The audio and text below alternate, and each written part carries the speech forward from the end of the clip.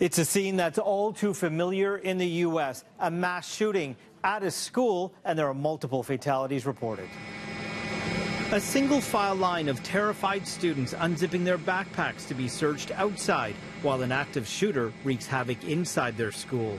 Today's gunfire broke out minutes before first period on the last day of school for senior students at Santa Fe High School, about 50 kilometers south of Houston. Witnesses reported hearing multiple pops before the fire alarm went off, but had no idea of the danger they were in at the time. Nobody thought it would be this. Nobody thought it was a shooting. Everybody just thought it was a, normal procedure, practice, fire drill. And next thing you know, we just hear 3 gunshots, loud explosions, and all the teachers are telling us to run, run, go, run. And that's when I called my mom. They heard 3 shots, and then Mr. Vaughn said to run, so everybody took off. I grabbed her, I ran to the tree line, and then I called my mom, and I heard 4 more shots. The shooter is in custody and has been identified as 17-year-old student Dimitrios Pagurtsis. Police also questioning another male student as a person of interest in the attack. Police are also questioning another male student as a person of interest. According to the Texas governor, Pagurtsis used both a shotgun and a .38 revolver to carry out the attack. I seen the kid with the trench coat. He's wearing these army boots. And I walked past him, and he kind of looked behind me, and then he turned down the hallway, to the art room.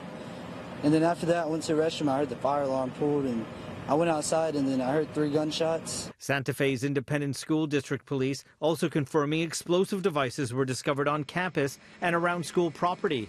Community members being asked to remain vigilant at this time and notify police immediately if they spot any unattended packages. President Donald Trump reacted to the developments from Washington, saying these types of tragedies happen far too often in America. This has been going on too long in our country, too many years, too many decades now. My administration is determined to do everything in our power to protect our students, secure our schools, and to keep weapons out of the hands of those who pose a threat to themselves and to others. Everyone must work together at every level of government to keep our children safe. Today's events mark the 22nd school shooting in the U.S. since the beginning of the year. Many of the dead are believed to be students. Investigators have already made some chilling parallels between what happened at Santa Fe High and the mass shooting at Stoneman Douglas High School, which claimed the lives of 14 students on Valentine's Day in Parkland, Florida. Among the starkest similarities is the thousands of students thinking they were going through a routine fire drill instead of being urged to hide or flee from an active gunman at their school. Law enforcement is currently looking into any social media rants the suspect may have made before the shooting.